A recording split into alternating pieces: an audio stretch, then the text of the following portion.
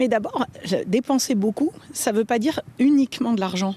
En fait, les pouvoirs publics, vous voyez, ceux qui sont ici mettent de leur énergie, de leur attention et de la volonté politique. Donc l'argent, c'est vrai, il y a de l'argent qui est dépensé, mais c'est utile. Et puis il y a aussi de l'investissement humain. Les maires que vous voyez là, il y a aussi d'autres maires de plus petites communes, ils s'investissent. Donc c'est d'abord un signe que pour l'État, il y a aucun quartier qui échappe à la République. Alors après, ça c'est ce qu'on veut, c'est un objectif. Et puis, comme vous dites, il y a des cas où il y a évidemment de scandaleux saccages des lieux de service public. Bien entendu, l'école, c'est un lieu qui doit être préservé, tout comme l'hôpital. Et c'est ça la République dans les quartiers. Moi, c'est ce pourquoi je me suis engagée dans ce gouvernement, c'est pour contribuer à mettre la République au cœur des quartiers. Qu'est-ce que c'est la République au cœur des quartiers ? C'est d'abord le respect de la loi. Et dans la loi, il y a évidemment la sanction des infractions et des délits. On ne saccage pas des lieux publics. Mais il y a aussi la solidarité nationale et l'égalité d'accès aux services publics. C'est-à-dire qu'on habite Clichy-sous-Bois ou Montfermeil, puisqu'il y a le maire de Montfermeil qui est avec nous, ou qu'on habite Paris 5e, on doit avoir accès à de la tranquillité publique, à de la santé et à de l'éducation. C'est ça la promesse citoyenne et c'est pour ça que je suis là. Mais aussi à de la justice. Bien entendu. Mais qui dit République et service public dit évidemment, je ne vais pas vous dérouler toutes les fonctions de l'État, mais ordre public, justice, santé, éducation, culture, sport. Mais c'est ce qui fait aussi la force de notre modèle. Ok, on n'est pas parfait, mais on cherche à faire tout pour ça. Vous voyez, quand on se bat pour des opérations de rénovation urbaine, quand on se bat pour améliorer les copropriétés dégradées aux chênes pointus, on le fait pour l'intérêt général. Et c'est parce qu'on a une certaine idée de l'État et du service public. Très concrètement, vous savez que vous arrivez dans un contexte particulier, Oui, politiquement. ça ne m'a pas échappé. Qu'est-ce que vous pouvez faire en un temps qui peut être très bref au sein de ce ministère et avec ce dossier aussi compliqué? D'abord, la première chose, c'est que moi, je veux mettre mon énergie au service de, on va dire, une forme de stabilité. Moi, je crois que les Français en ont ras-le-bol de la violence en politique, de la hargne des uns contre les autres.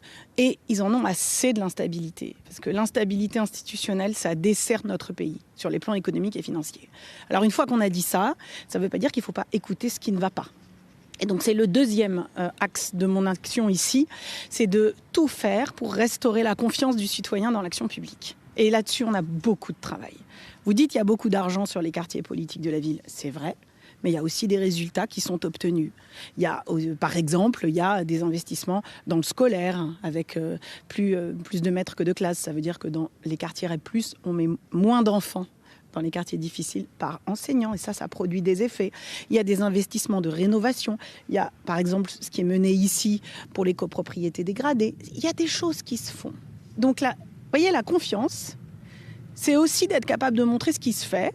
Et puis aussi de reconnaître qu'il va falloir aller beaucoup plus loin. Mais je crois que, vous savez, à la fin des fins, il faut juste poursuivre dans le cadre de... Moi, j'ai de l'énergie, j'aime le service public. Je trouve que c'est ce dont on doit être le plus fier. Et c'est ça que je veux préserver. Je ne sais pas si vous avez entendu la même chose que moi. En tout cas, je n'ai pas entendu que qui paye casse, qui casse paye. Donc pour moi déjà, ce serait aux délinquants qui foutent le bordel de payer et non pas aux contribuables. Donc non, pas de sécurité nationale pour les quartiers de non-droit où effectivement ce sont les délinquants qui foutent le bordel, y compris pour les émeutes. Non, ce n'est pas aux citoyens lambda de payer.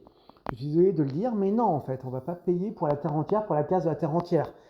Un délinquant fout le bordel quelque part, il y a une émeute, pareil les filles, c'est le gouvernement, c'est le parti à l'origine de la manifestation qui paye. Des délinquants foutent le bordel, eh bien c'est leurs parents qui payent, c'est pas à nous de payer la collectivité. Donc non, je dis non à la solidarité nationale. La solidarité nationale va toujours dans le même sens. C'est-à-dire que c'est toujours à ceux qui travaillent, aux Français moyens, et même aux Français très fortunés, de payer pour les délinquants qui n'aiment pas la France et qui foutent le bordel. Donc non, je ne suis pas d'accord. Ensuite, les zones d'éducation prioritaire ont eu des budgets qui ont été multipliés par des milliers de fois, ils ont été multipliés par 3, par 10, par 15. Il y a énormément de fonds qui sont versés chez eux.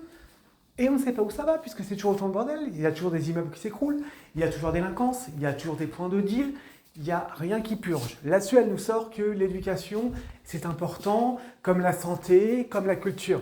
Oui, encore faut-il que la personne qui sont dans ces zones-là accepte la culture française, la culture dominante, la culture réelle, pas la culture, pas eux qui imposent la leur. Donc ce n'est pas là encore à nous d'apporter la culture ou de faire un musée de l'Afrique à la place d'un musée de la monnaie.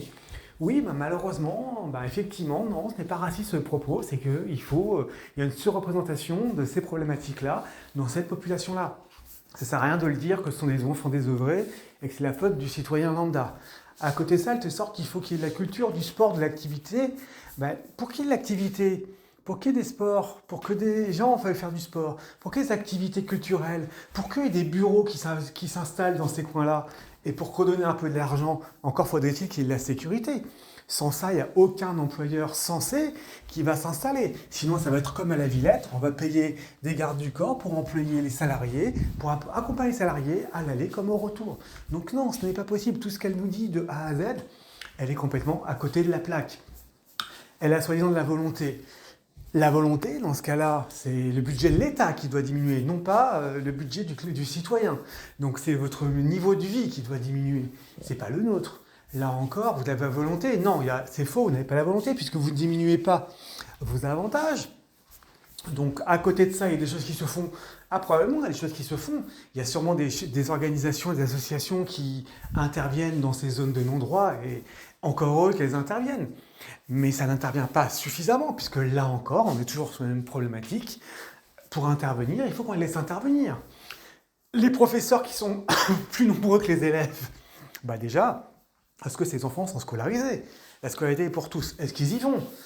Pour moi, déjà, à partir du moment où tu es absent en cours, déjà tu es sanctionné. À partir de là, il y a un devoir de présence. Les parents classiques, les enfants lambda, quand eux, ils ne vont pas en cours pour une raison X ou Y, il faut le justifier. Pourquoi? Pour les classes populaires, ce n'est pas le cas. D'autant plus, ça devrait être d'autant plus le cas. Donc il faut arrêter de dire tout cela. Les cultes c'est pareil, la religion, les professeurs. Non, tout cela doit être français et doit être géré en amont, puisqu'il y a tellement de choses qui sont soi-disant gérées par l'État.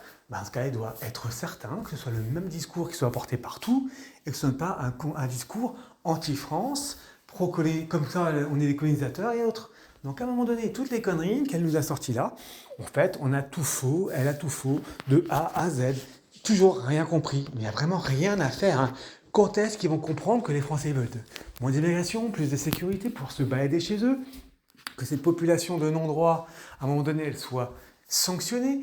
Les citoyens qui sont dans ces zones, parce qu'il y en a qui veulent travailler, qui veulent s'en sortir, c'est eux qu'il faut se focaliser sur eux et pas sur les délinquants. Il faut faire en sorte que les délinquants n'aient plus beau chapitre. Donc on envoie l'armée dans les banlieues. Eh bien oui, ça choque, mais c'est la réalité, elle est là. C'est ça que l'on veut. On veut des actions. On ne veut pas des propos. Donc là, la stabilité ne viendra qu'à partir du moment où on aura tout ça. Il faut vraiment qu'elle l'entende et qu'elle le comprenne.